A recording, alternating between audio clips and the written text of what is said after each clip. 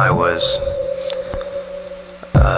doing jump rope with two other people, like a double Dutch type jump rope, and it had become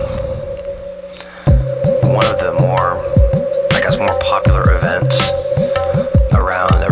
Everybody was doing it. It was like the really cool thing to do. So I was one of the rope handlers, and we were having a really good time. And it was really complicated. You'd get into these rhythms, and people would improvise moves. It was really pretty cool.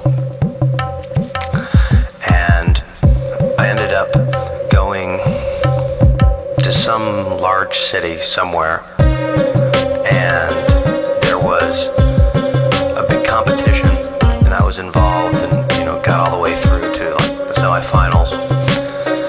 And as a result of my superior rope handling skills, I got a chance to meet, of all people, Tom Cruise. Wow, a celebrity in my dream. I'm so impressed. And he was very, very distant, very aloof.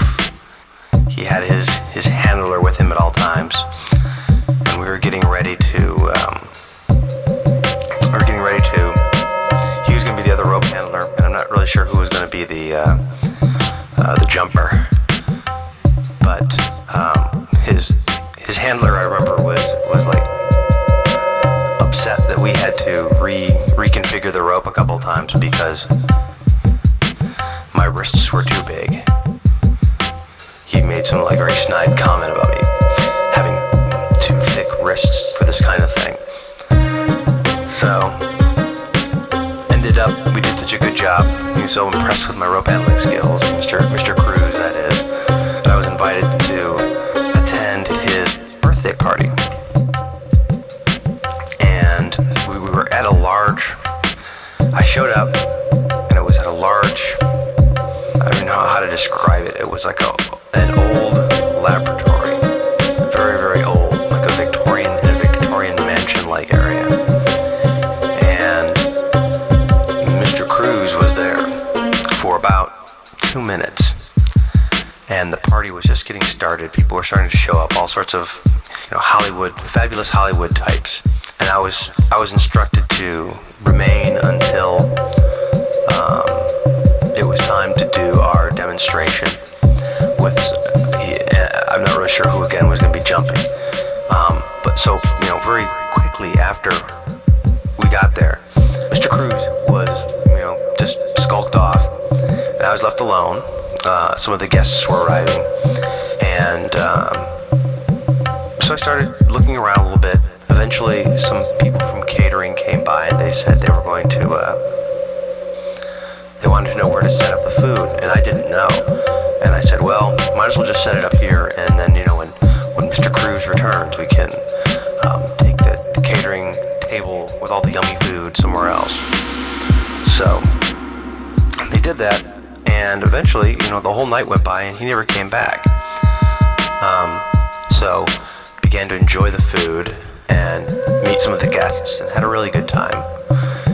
Eventually, one of the guests came by with a gift and left a gift with me, and the gift was a really cool dog. It was like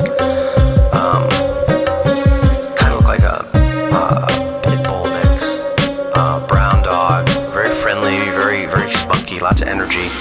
So I was playing with the dog for a while, but then the handler came back. Mr. Cruz's handler came back, and was visibly upset that the dog was too rambunctious. He's like, this will not do. This dog, we'll have to have this dog put down because he's trying to eat off the table. And I just kind of let him know I thought he was a toad. And that's just the way dogs are. You're not gonna have this dog put down for that. Oh yes, I almost forgot. At the end of the dream sequence, the party kind of turned into a slumber party. So people were all sacked out in sleeping bags around this old Victorian laboratory area, and the chatter was really inane. They were like science, what's that? And then I finally remembered where we were. I was like, oh, I know where we are now. And someone asked just that question, oh, what's this place called? And I told them it was the Kentex nuclear weapons plant. And they're like, oh, what's that? I said, well, that's where they make all the weapons of mass destruction that our country has. All the nuclear weapons. And I remember somebody was like, well, drunk driving has a larger death toll every year than people who have been killed by nuclear weapons. And I recall saying, well, that's just to date. Give them some time. Yeah, all it takes is one good application of these things, and boy, oh boy, they'll be in number one place that year. Excuse me.